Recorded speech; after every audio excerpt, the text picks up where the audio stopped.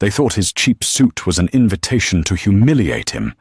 They thought the waitress was just nobody who cleaned up their mess. They were wrong. Dead wrong. In the high-stakes world of Manhattan finance, Julian Thorne thought he was the predator, mocking a silent older man sitting alone in the corner of the Gilded Lily. The insults were loud. The laughter was cruel.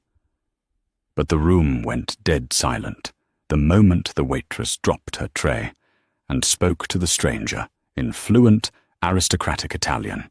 What happened next didn't just ruin a dinner, it destroyed an empire. This is the story of how arrogance met its match. The rain in Manhattan wasn't just rain. It was a freezing, relentless assault that turned the city into a grey blur. But inside the Gilded Lily, the weather didn't exist. The air here smelled of truffle oil, aged mahogany, and old money. It was the kind of place where a bottle of wine cost more than Eleanor Vance's rent for the entire year. Eleanor adjusted the collar of her uniform, wincing as the stiff fabric rubbed against her neck. She was 24, tired, and currently invisible. That was the job description. Be fast, be efficient, be silent. Table 4 needs a refill on the sparkly Elena. Move it, hissed Henri, the floor manager. Henry was a short man who wore lifts in his shoes and treated the waitstaff like indentured servants. And smile.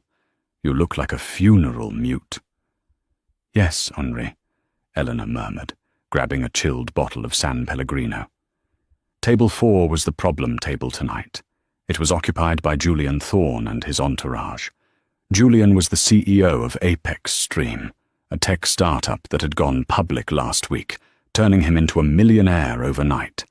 He was 30 years old, wearing a bespoke suit that screamed new money, and he had the loudest voice in the room.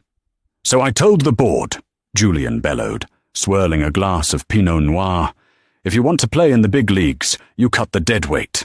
We fired 300 people in a morning. Bam! Stock went up 4 points by lunch."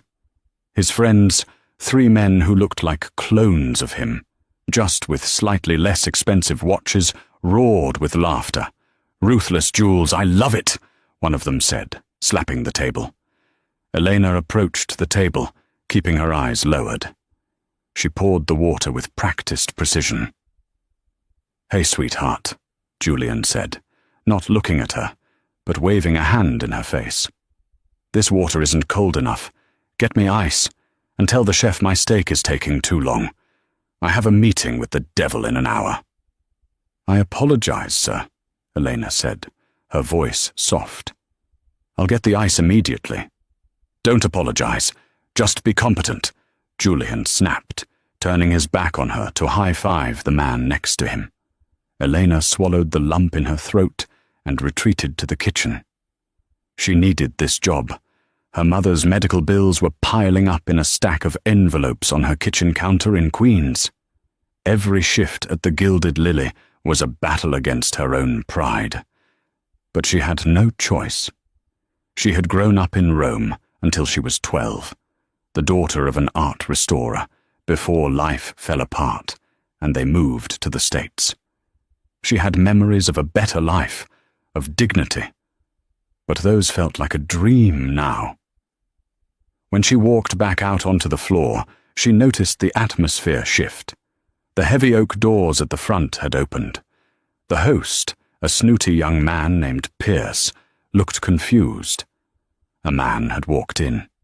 He wasn't like the usual clientele.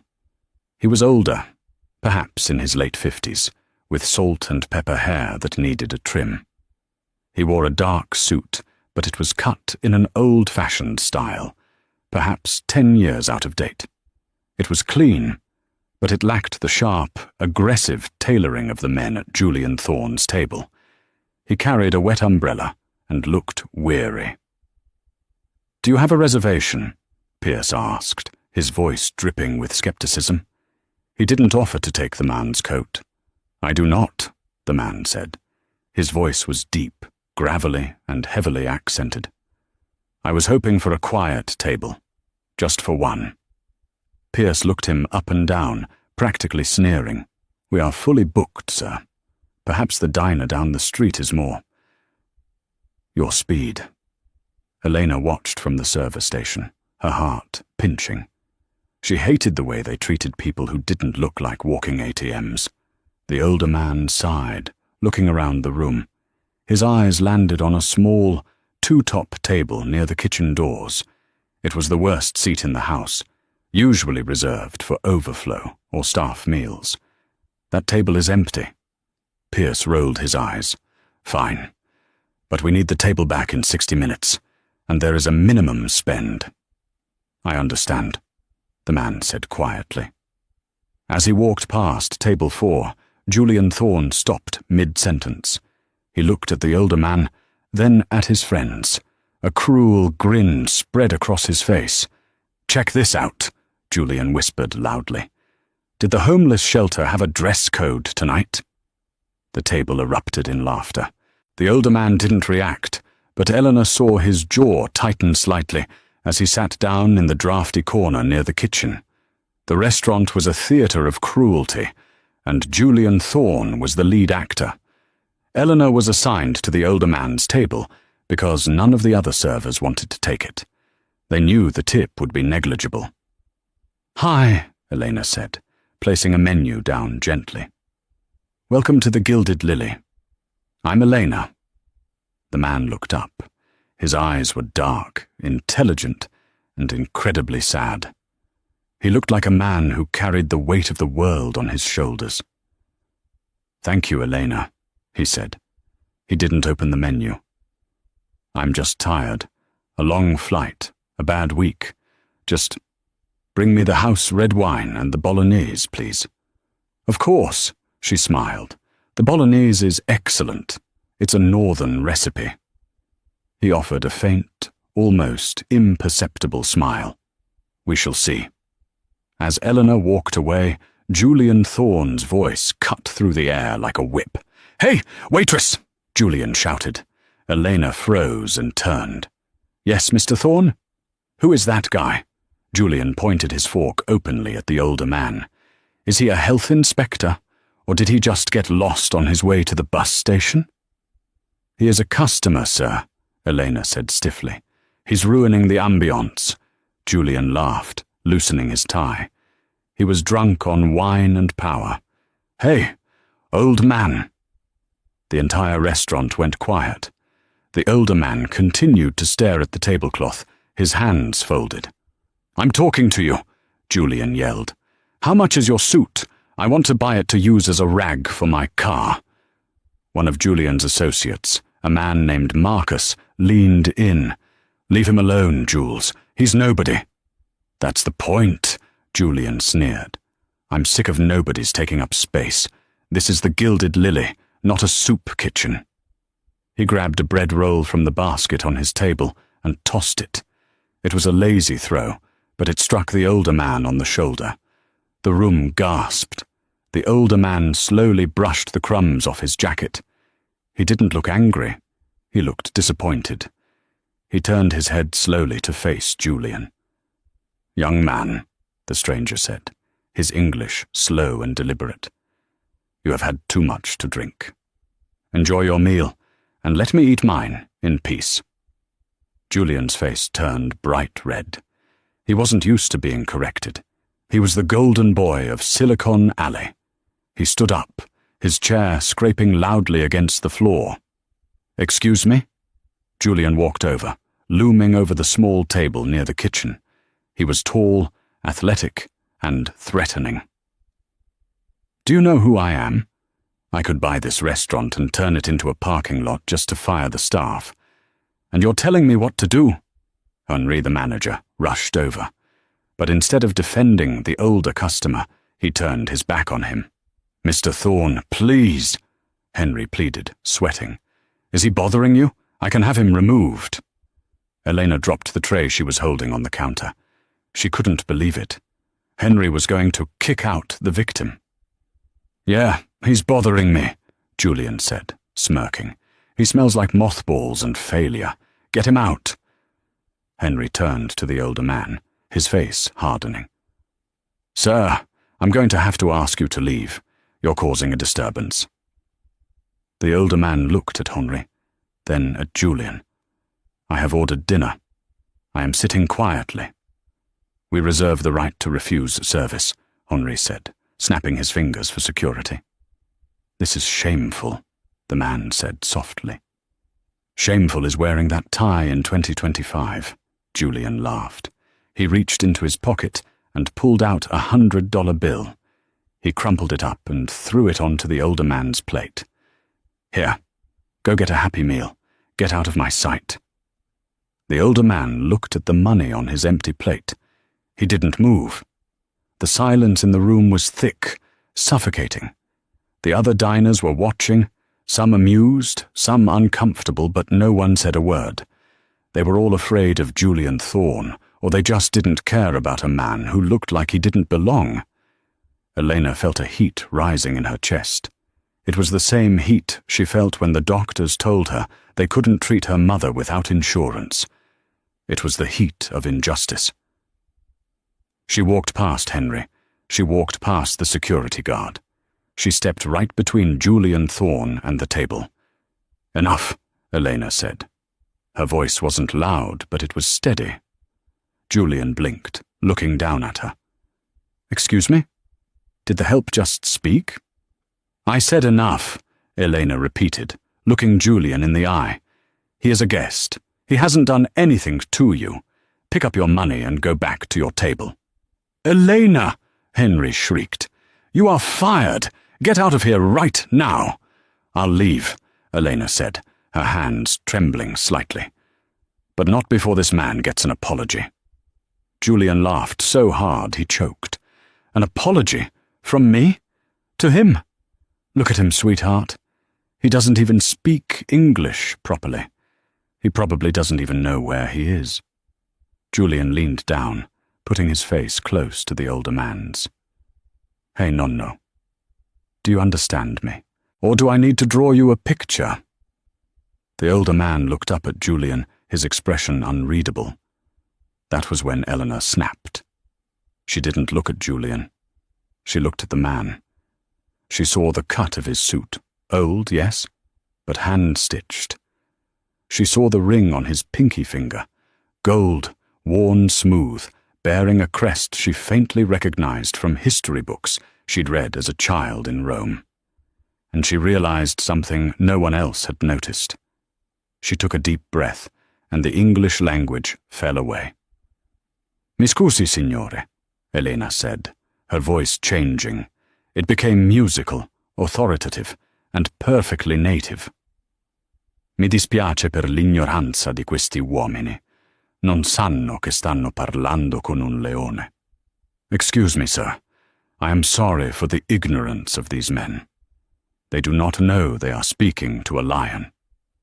The older man's eyes widened. The sadness vanished, replaced by a spark of intense interest. He sat up straighter. Sei Italiana? He asked, his voice suddenly sharp, commanding. You are Italian. Romana, signore, Elena replied, ignoring Julian, who was looking between them with confusion. E vedo che anche lei è lontano da casa, ma la dignità non dovrebbe avere confini.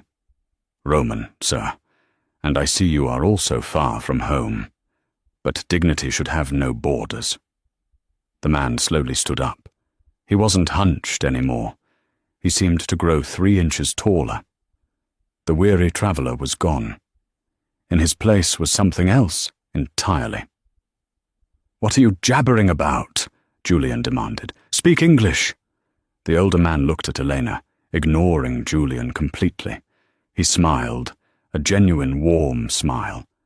Come ti chiami, figliola? What is your name, child? Elena, signore. Elena, the man repeated. He reached into his jacket pocket. He didn't pull out a wallet. He pulled out a phone, a very expensive, very secure satellite phone.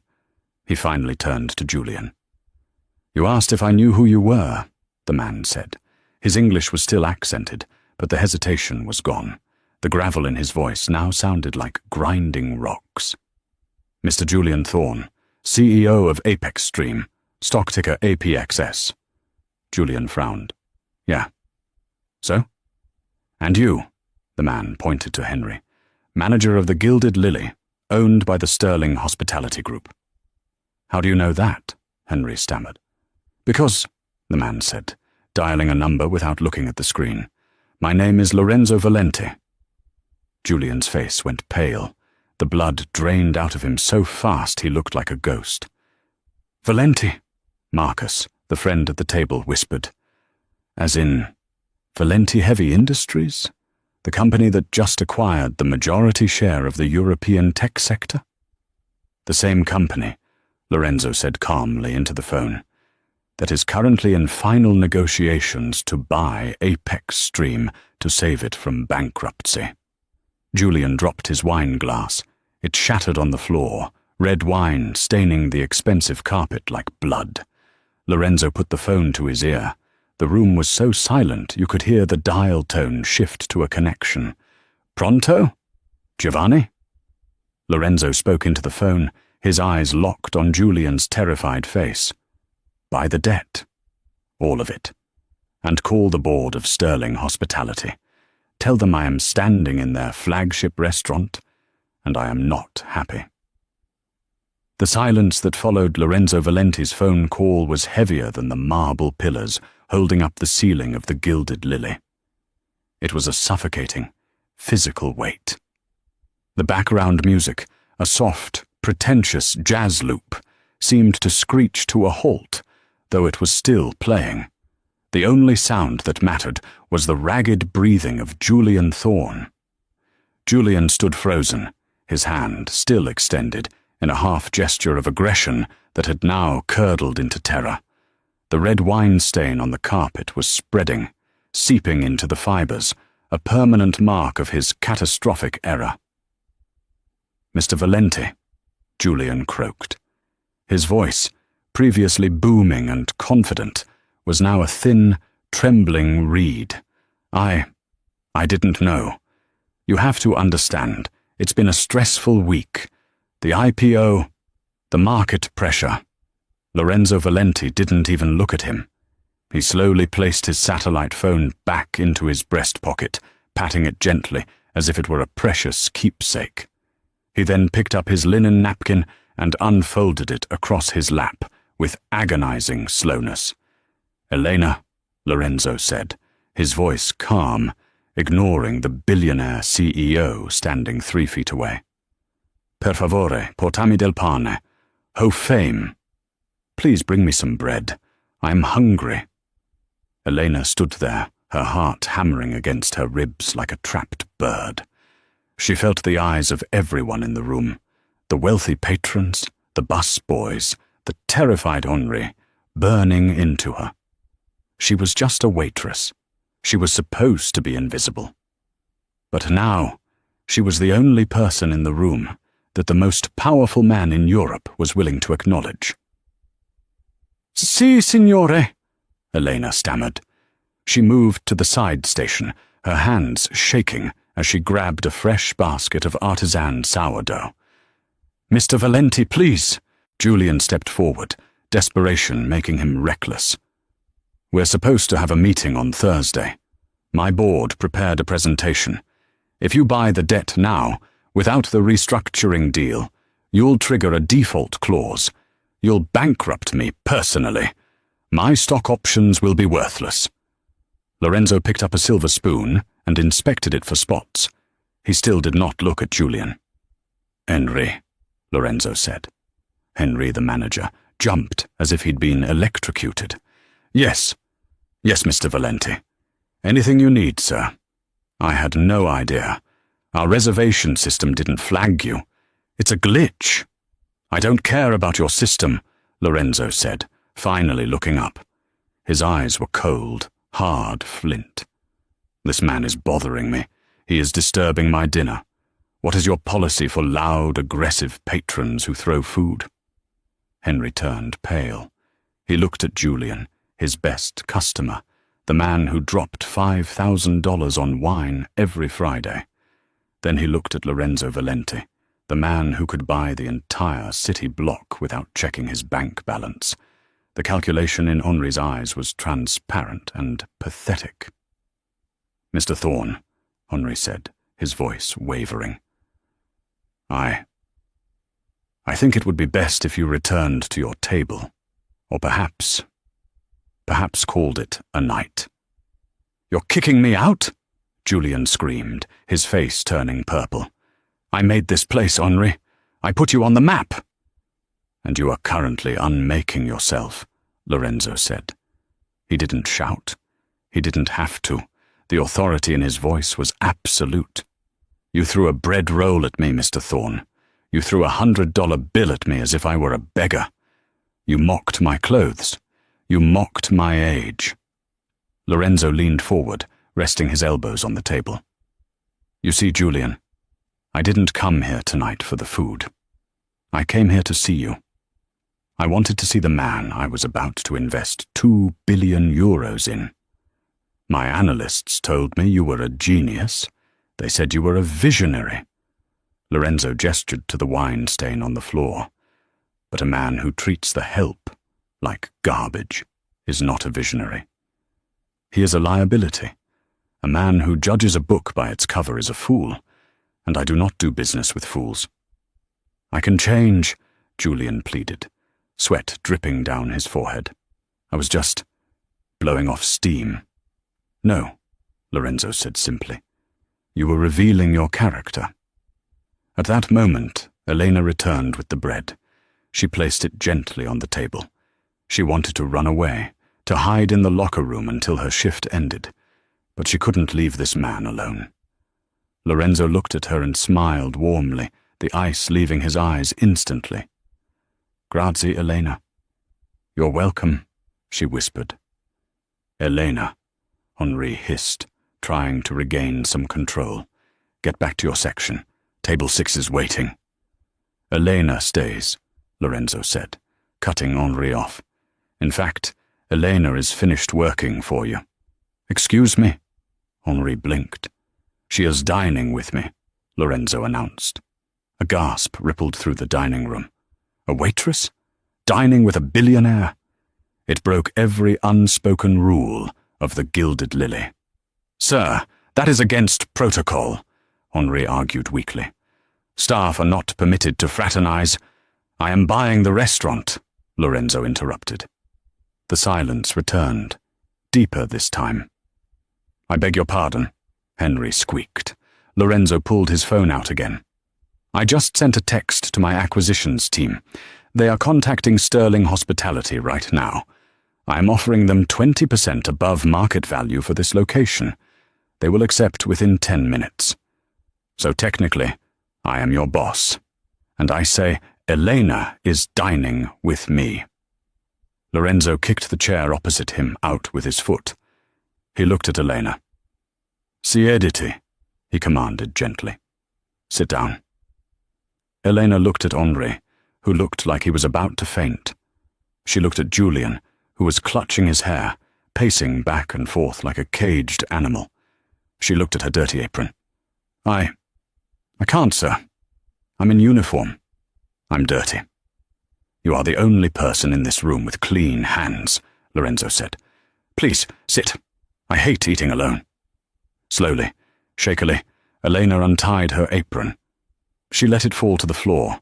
She smoothed her black skirt and sat down opposite the titan of industry. Julian Thorne watched this happen, his world crumbling. His phone buzzed. He looked at it. It was a notification from Wall Street Journal. Breaking. Valenti Heavy Industries rumored to pull out of Apex Stream deal. APXS stock plummets.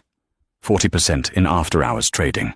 You actually did it," Julian whispered, staring at his screen. "You destroyed me." "I haven't even started," Lorenzo said, breaking a piece of bread. "Now stand there and be quiet.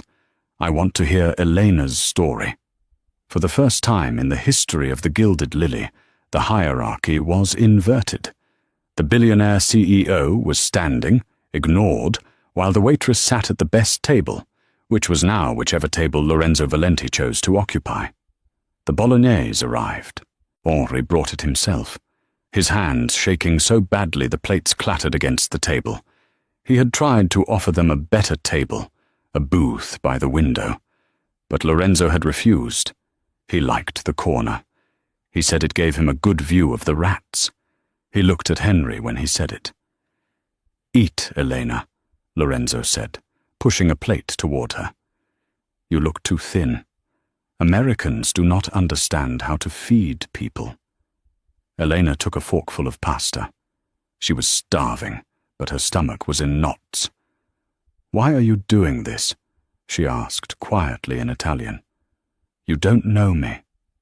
"I know enough," Lorenzo replied, switching to Italian as well, locking them in a private bubble of communication that excluded everyone else. "I watched you. You were tired. You were abused. But you kept your dignity. And when this bambino attacked me, you defended me. You risked your job for a stranger." He took a sip of the house red wine and grimaced. "Terrible wine. Vinegar. I tried to warn you." Elena managed a small smile. "Tell me, Elena, why do you speak my language so beautifully? You have the accent of the Parioli district." Elena looked down at her pasta. "My father was Alessandro Vance.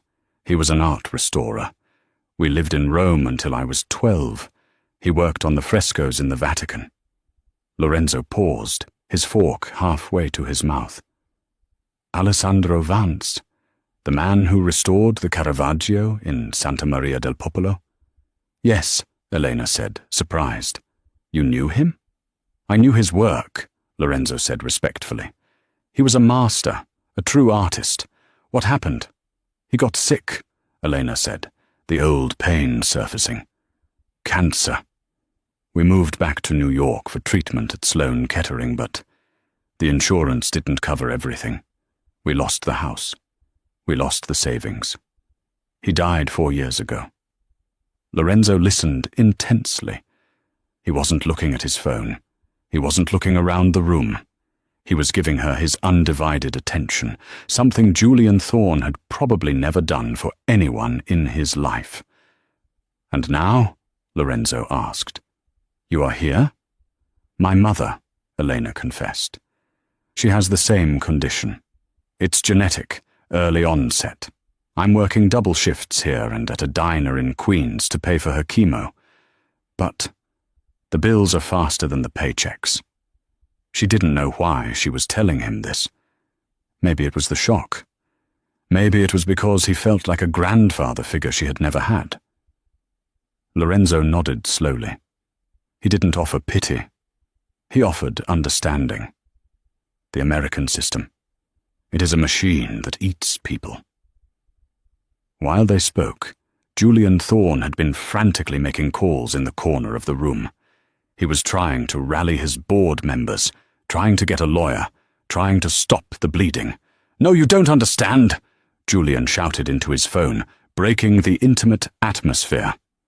"Valenti is here. He's crazy. He's tanking the deal out of spite. You have to—" "What? What do you mean my accounts are frozen?" Julian lowered the phone, his face grey. He walked back to the table. "You froze my personal accounts," Julian said, his voice hollow. "I can't even pay for this dinner." "That is a problem," Lorenzo said, chewing his pasta. "Because I am certainly not paying for you. And Henri here," he pointed to the manager who was hovering nearby, "is very strict about the minimum spend." "This is illegal," Julian spat. "You can't just leverage a bank to freeze personal assets because of a dinner argument." "I didn't use the bank," Lorenzo said calmly. "I used the Studio Legale Rossi e Associati. Do you know them?" Julian flinched. Everyone in high finance knew the name. They were the most aggressive, expensive corporate litigators in Milan. They didn't just sue, they dismantled. "They just filed an injunction," Lorenzo explained, as if discussing the weather. "Based on the preliminary due diligence for the acquisition, we found some irregularities. In your personal spending, corporate funds used for private jets, dinners at the Gilded Lily listed as R&D expenses? Elena gasped. She looked at Henri. Henri looked away. That's standard practice, Julian argued. Not in my company, Lorenzo said. And since I now own the debt of Apex Stream, those irregularities are technically theft from me. So until we audit every single penny, you are frozen. You are poor, Mr. Thorne. Poorer than Eleanor. Lorenzo turned back to Eleanor. So, your mother. She is at Mount Sinai? Yes, Eleanor whispered, still reeling from the revelation that Julian was being investigated for fraud in real time. My private doctor is Dr. Sterling, no relation to the hotel group, Lorenzo chuckled. He is the head of oncology at Johns Hopkins, but he flies to wherever I am. I will have him see your mother tomorrow. Elena dropped her fork. I can't afford that. Dr. Sterling he's famous. You are not paying, Lorenzo said sternly. Consider it a bonus for the new position. New position? Elena asked. I cannot have my dinner companion working for a fool like Henri, Lorenzo said. You are hired. Valenti Heavy Industries needs a liaison in New York. Someone who speaks Italian, someone who understands the culture, and someone who is not afraid to stand up to arrogant men in suits. You start tonight. Your first job is to finish this pasta. It's getting cold. I don't know anything about heavy industry, Elena said, tears welling in her eyes. You know about people, Lorenzo said. I can teach you about steel. I cannot teach you about character. You have that already. Suddenly, the front doors of the restaurant burst open. It wasn't another customer. It was a team of 4 men in dark suits, carrying briefcases. They moved with military precision. Leading them was a sharp-featured woman with glasses and a tablet. She scanned the room, spotted Lorenzo, and marched straight over. Mr. Valenti, she said, ignoring the chaos of the room. We received your directive. The paperwork for the acquisition of the Gilded Lily is being drafted. The board of Sterling Hospitality is on video conference in the car. They are eager to apologize. Good, Lorenzo said. Sophia, this is Eleanor. She is our new VP of Cultural Relations for the North American sector. Put her on the payroll immediately. Tier 1 salary, full benefits, retroactive to the beginning of this year. Sophia didn't even blink. She typed on her tablet. Done. Need her social security number and bank details. Julian Thorne slumped into a chair at the next table, putting his head in his hands. He was watching his life dissolve. You can't do this, he sobbed. I was the king of New York this morning. The sun sets quickly, Julian, Lorenzo said. He stood up and wiped his mouth. Sophia, deal with the bill. And deal with Mr. Thorne. Ensure he pays for his own meal. If he cannot, have him wash the dishes. Lorenzo offered his arm to Eleanor. Come, Eleanor. Let us go somewhere where the wine does not taste like battery acid. We have much to discuss about your future. Eleanor stood up. She looked at her old uniform on the floor. She looked at Henri, who was now trembling before Sophia. She looked at Julian, the man who had terrorized her for months, now broken. She took Lorenzo's arm.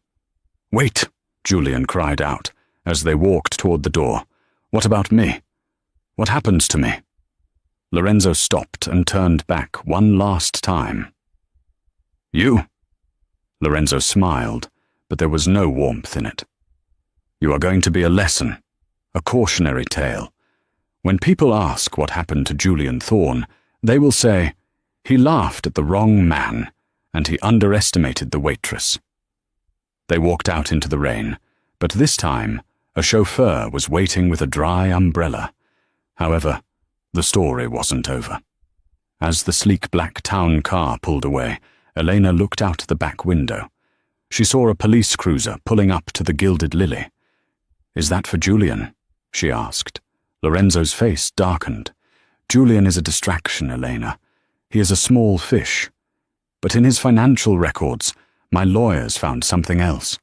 Something much bigger than embezzled dinners.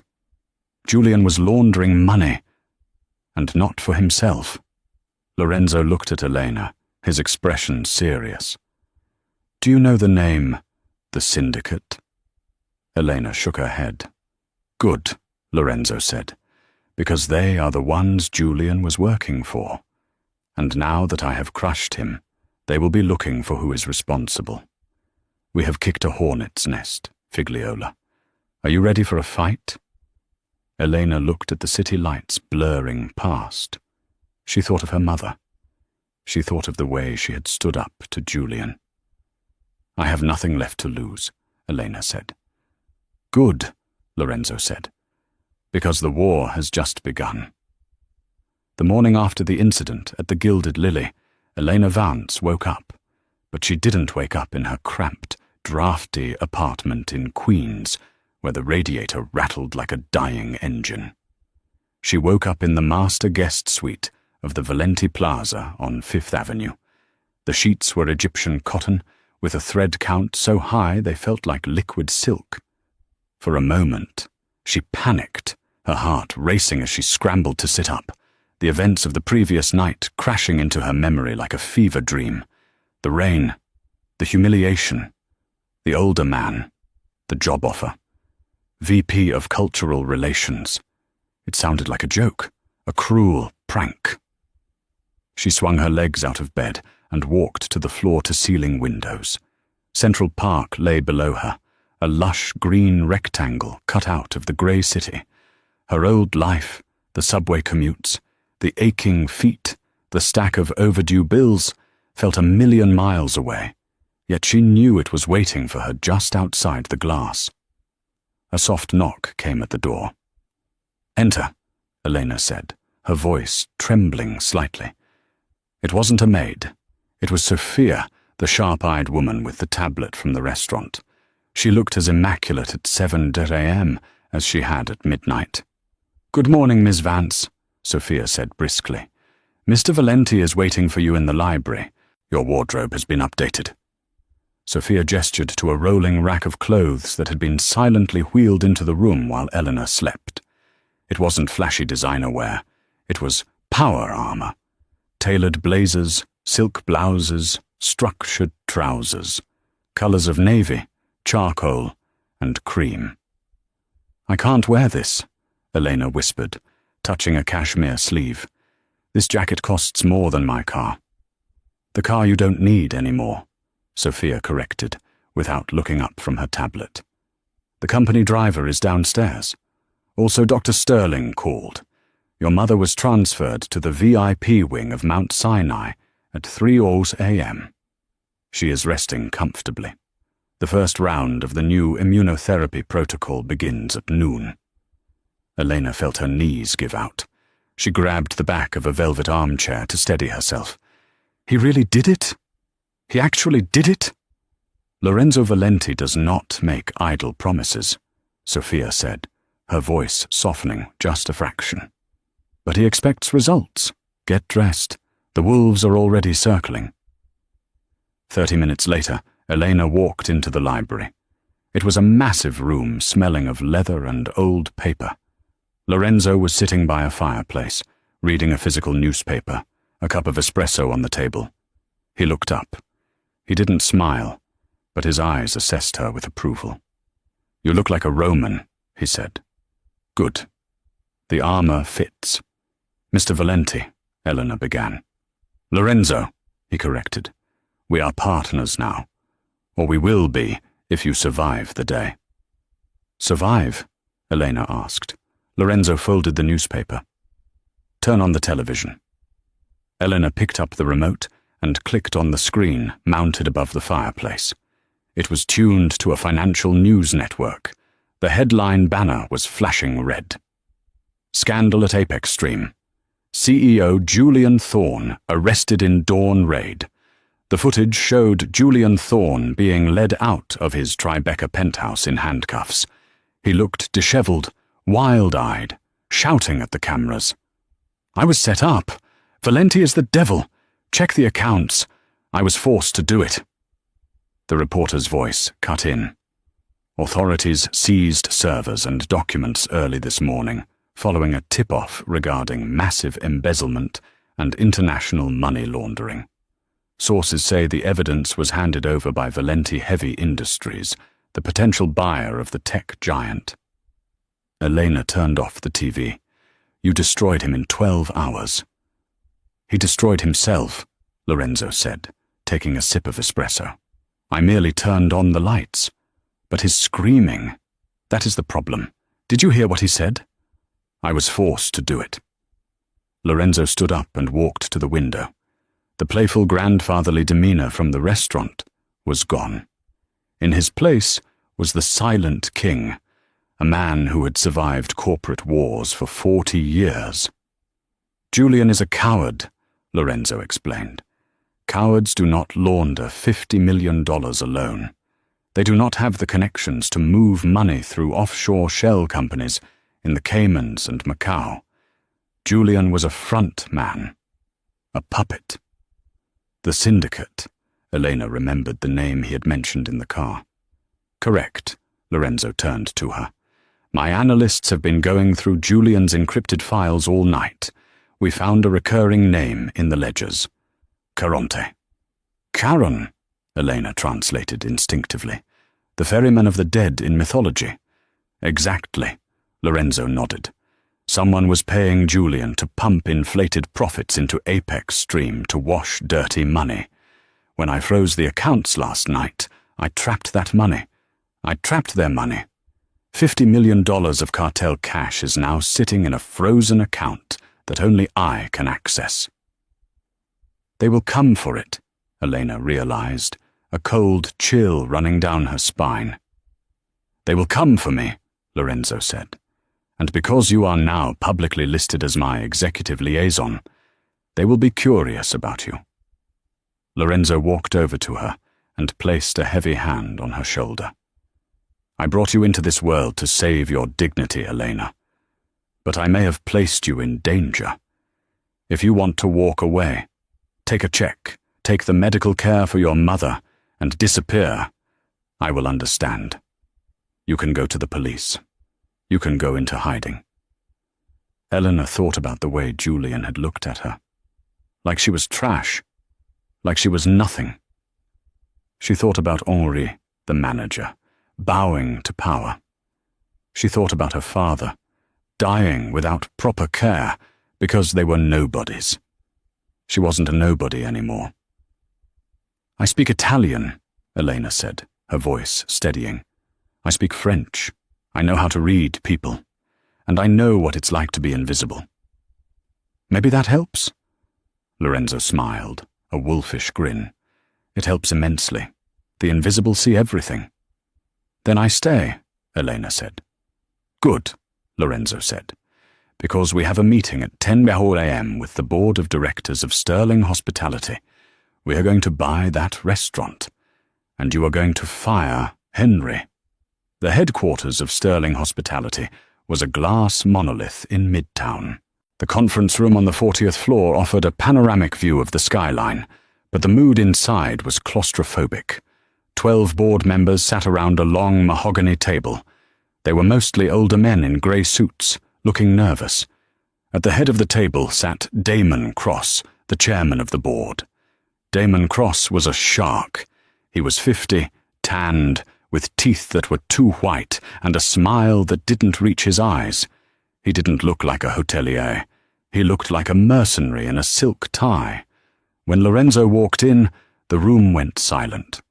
But when Eleanor walked in behind him, carrying a leather portfolio, the whispers started. They knew who she was. The waitress. The charity case. "Gentlemen," Lorenzo said, taking a seat at the opposite end of the table from Damon. "And Miss Vance, please sit." Eleanor sat to Lorenzo's right. She opened her portfolio. Her hands were sweating, but she kept her face neutral. Be invisible until you need to be seen, she told herself. Lorenzo, Damon Cross said, leaning back, we were surprised by your hostile offer for the Gilded Lily. It's our flagship. It's not for sale. Everything is for sale, Damon, Lorenzo said calmly. Especially when your brand reputation is currently circling the drain. A viral video of your manager allowing a billionaire to abuse an elderly man. It has 3 million views on TikTok this morning. Damon waved his hand dismissively. Bad publicity blows over. We fired Henri. Problem solved. I don't think so, Lorenzo said. I am offering 20% over market value. It is a generous exit. We decline, Damon said sharply. The other board members looked surprised. The offer was incredibly good. Why would Damon refuse? Elena watched Damon closely. She watched his hands. He was tapping a pen against the table, rapidly. Tap, tap, tap. She looked at the papers in front of him. They were upside down to her, but she had spent years reading upside-down orders on customer tables. It was a skill every waitress learned. There was a memo on top of his stack. It wasn't a sterling hospitality letterhead. It was an email printout. The header was obscured, but she caught a few words in the body of the text. Frozen accounts. Delivery delayed. Pressure him. And then a signature at the bottom. Not a name. A symbol. A small, stylized boat. The ferryman. Elena's breath hitched. Damon Cross wasn't just protecting the restaurant. He was connected to Julian Thorne. He was connected to the money. Mr. Valenti, Elena spoke up. Damon's head snapped toward her. The help does not speak in board meetings, sweetheart. I am the Vice President of Cultural Relations, Elena said, her voice ringing clear. And I noticed something interesting, Mr. Cross. She stood up and walked to the whiteboard at the side of the room. She picked up a marker. Mr. Cross, Elena said, turning to the board. Why is the chairman so eager to keep the Gilded Lily? It loses money. I've seen the nightly receipts. The food cost is too high. The waste is astronomical. It's a failing asset. Sit down, Damon barked. Unless, Elena continued, ignoring him. The restaurant isn't a restaurant. It's a laundromat. She wrote a number on the board. $5,000. That was Julian Thorne's average wine tab every Friday, Elena said. But we never served him bottles worth that much. He was billed for Chateau Margaux 1982, but he drank the house Pinot Noir. I poured it myself. The board members began to murmur. Where did the extra money go? Elena asked, looking directly at Damon. If the restaurant books show $5,000 in sales, but the inventory shows only $50 in product cost, that is a profit margin that doesn't exist in the hospitality industry, unless you are washing cash. Damon stood up, his face red. This is slander. I will sue you. Lorenzo, Damon shouted. Control your pet. Lorenzo didn't move. He was watching Eleanor with a look of intense pride. Continue, Eleanor. Julian Thorne was laundering money through his tech company, Eleanor said, piecing it together in real time. But he needed a place to spend the dirty cash to make it look like legitimate consumption. The Gilded Lily. It was a closed loop. Julian brings the dirty money in, buys fake wine, the restaurant records it as legitimate revenue, and the money comes out clean on the sterling balance sheet. Eleanor turned to the other board members. Did you know that sterling hospitality was being used as a washing machine for cartel money? Because if you didn't, you are incompetent, and if you did, you are accomplices. The room erupted. 3 board members stood up, shouting demands for an internal audit. Damon Cross looked like he was about to jump across the table and strangle Elena. Get out! Damon screamed. Security! Sit down, Damon, Lorenzo said. His voice was a low growl that cut through the noise. Lorenzo slid a folder across the long table. It stopped perfectly in front of Damon. "My lawyers sent this to the SEC 5 minutes ago," Lorenzo said. "And to the FBI. Elena is right, isn't she? The boat symbol. Caronte." Damon froze. He looked at the folder, then at Elena. The arrogance vanished, replaced by a cold, reptilian hatred. "You have no idea what you've done," Damon whispered. "You think Julian was the problem? Julian was a child. You have stolen from people who do not file lawsuits. They file obituaries." Damon grabbed his phone and typed a single message. Then he looked at Elena. "Enjoy your lunch, Miss Vance. It will be your last." Damon turned and walked out of the conference room, leaving the board in chaos. Lorenzo stood up and buttoned his jacket. "Come, Elena. We have the restaurant. The board will capitulate now that Damon is burned."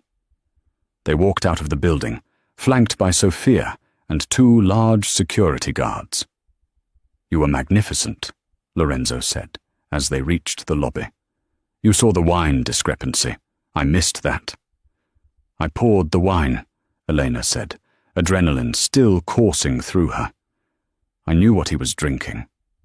They stepped out onto the sidewalk. The sun was shining, a stark contrast to the storm of the previous night. "I am hungry," Lorenzo said. "Let us go to a real Italian place. My grandmother's recipes."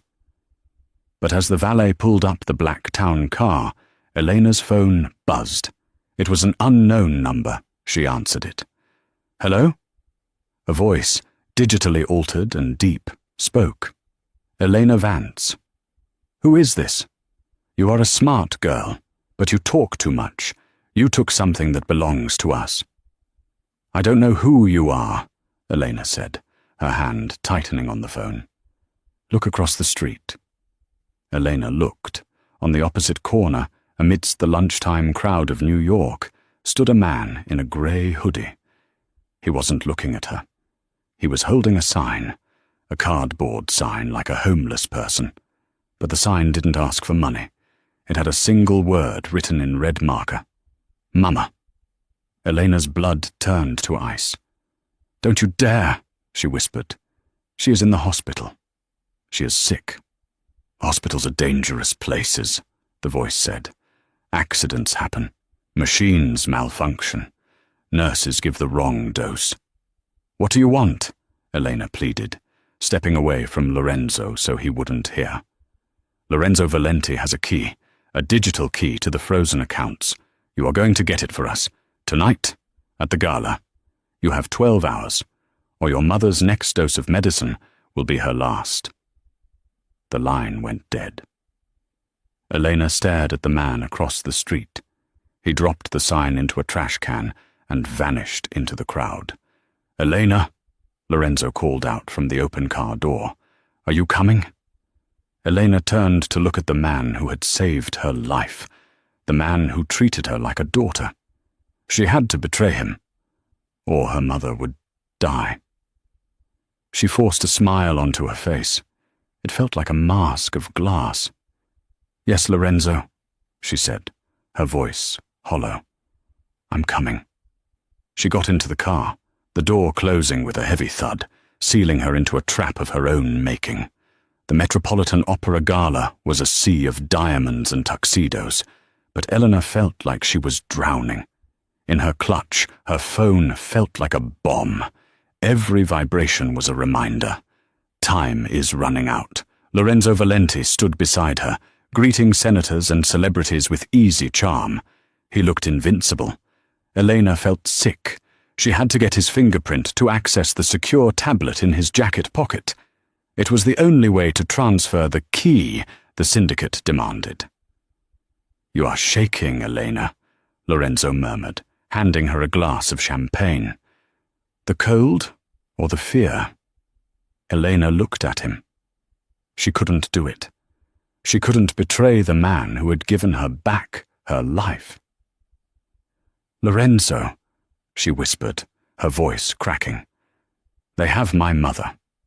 They're going to kill her if I don't give them access to the accounts tonight. She braced herself for his anger. She expected him to push her away. Instead, Lorenzo took a sip of his drink and checked his watch. I was wondering when you would tell me. You lasted longer than I expected. Most people would have broken in the car.